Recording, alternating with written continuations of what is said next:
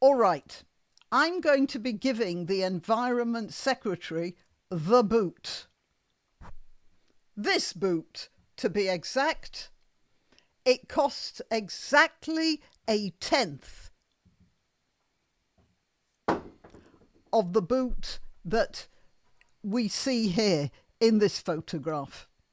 Well, slightly more than a tenth. Well, you'll see exactly how much more after I've told you. I'm Grannyopteryx. I'm on YouTube, Rumble, BitChute and Minds.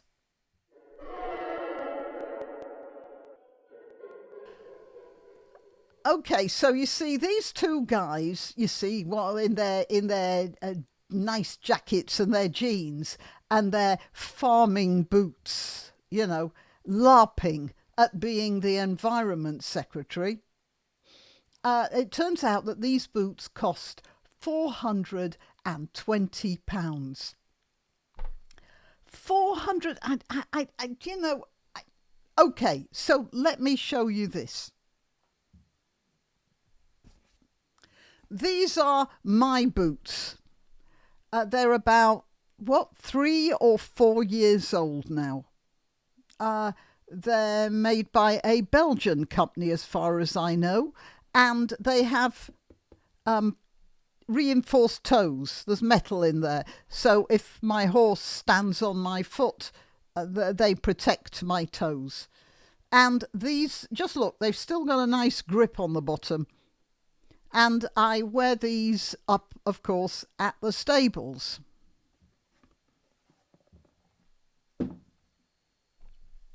And they cost,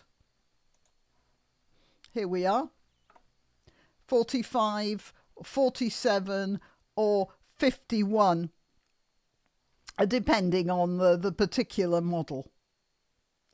I think I must have these ones. No, I've got the safety ones. Yeah, here, I have these, except not in size 10. And that's, just look at that. That's how much I paid for them. And he's paying for these. And quite frankly, I think these are nicer looking boots. But that's very typical of the sort of people who populate the Labour Party right now. They... And that is actually one reason why you might say government by posh people is probably better than government by up-and-comers like this, because people like this, those boots there, they're being paid for with your money if you're a UK taxpayer. This is your money on his feet. And he's earning that money from pretending to be the Environment Secretary.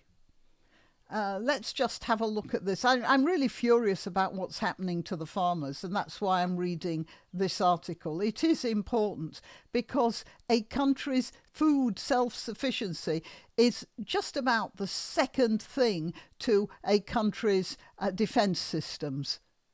That's about it. And Britain has always had trouble with food security. For sure. Everyone knows that. But they're just making it worse and worse. And as somebody pointed out in the comment under my last video, conglomerates from foreign countries, possibly even from China, will be buying up agricultural land and perhaps using it as agricultural land and taking the profits from it, but more likely not. Using it as sort of tax avoidance schemes for rewilding or that type of thing. This guy says here, this week Britain's angry farmers are judging Steve Reed, the Secretary of State for Environment, by his shoes. He's not a mucky gumboots kind of man. Instead, Reed favours leather-lined Le Chameau chasseur boots. Oh, they're leather-lined, are they? Chasseur means hunter, but of course he'd be against hunting, so why is he wearing that sort of thing?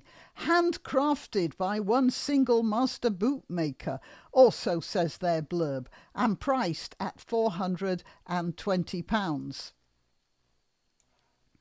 Not that Reed necessarily had to dip into his own pocket. Among the directors of Le Chameau is none other than the most generous of Labour donors, Lord Alli, who's given tens of thousands of pounds to Labour ministers, not least the Prime Minister.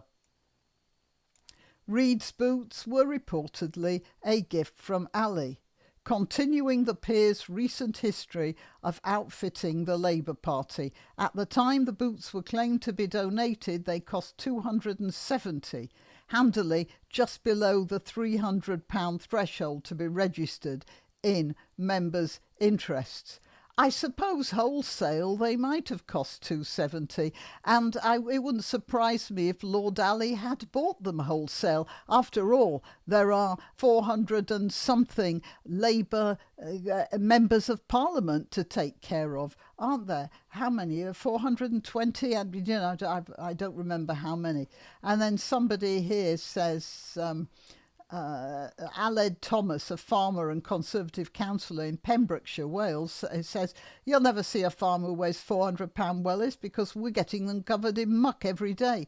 That's right, and that's why I've got £42 boots. A few farmers have said that they're absolutely not the kind of wellies a farmer would wear. Well, but we know that, because this isn't the sort of person who knows anything about farming. He's the sort of person who knows about taking freebies from people like Lord Alli.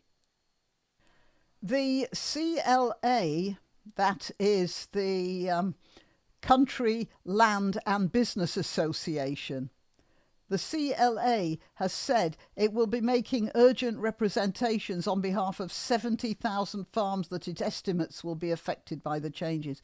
70,000 farms. Rachel Reeves was probably salivating at the amount of money that she was looking forward to squeezing out of a lot of dead farmers. And there has been one dead farmer already, by the way, who was so horrified by what was going on, he took his own life.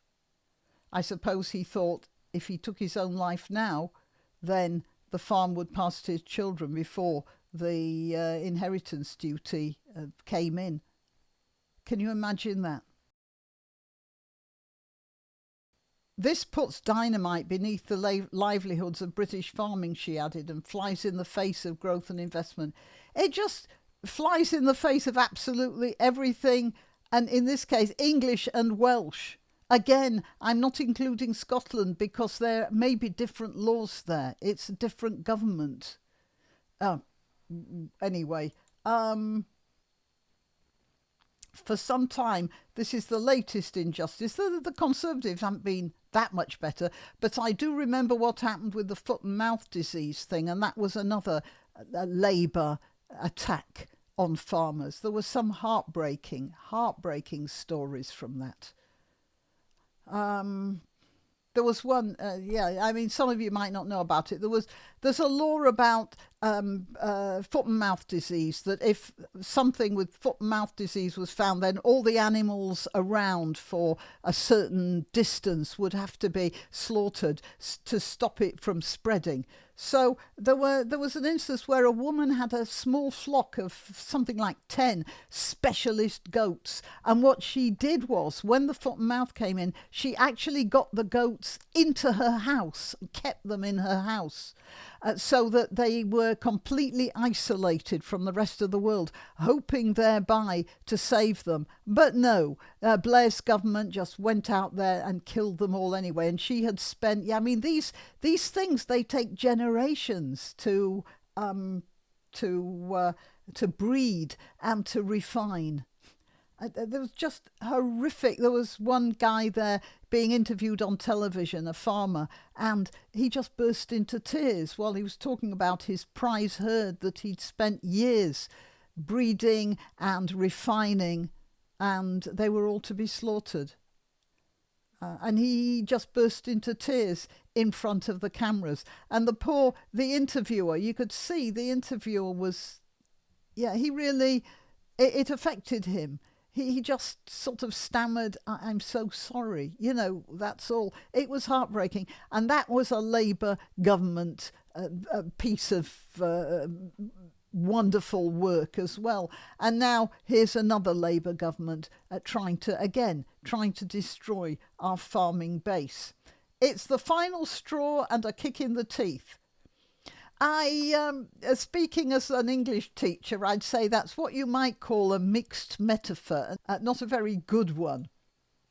But it's the final straw and it's a kick in the teeth, said David Exwood, a farmer and deputy president of the NFU.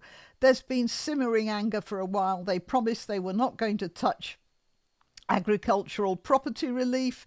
If you make a promise, you should keep it. Oh, yeah. Now, look, the word promise and Labour Party, that's called an oxymoron. You know, they cannot go together. They just don't fit. And oxymorons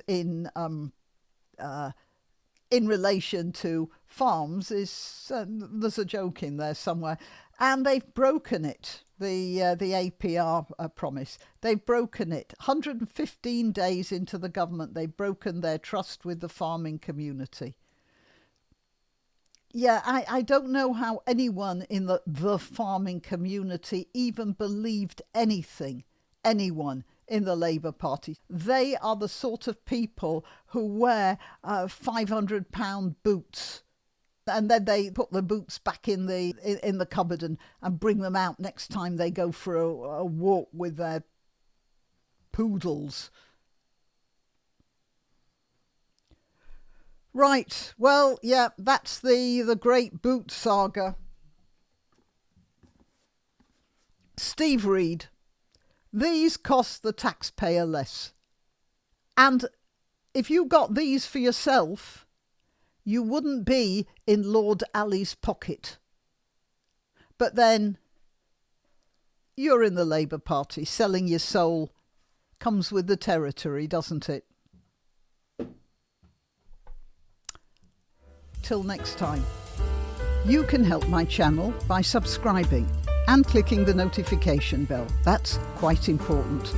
And by sharing if you're so inclined. Links to my other channels and to donation methods are in the description. But the best way you can help is simply by clicking like and notify. Thank you.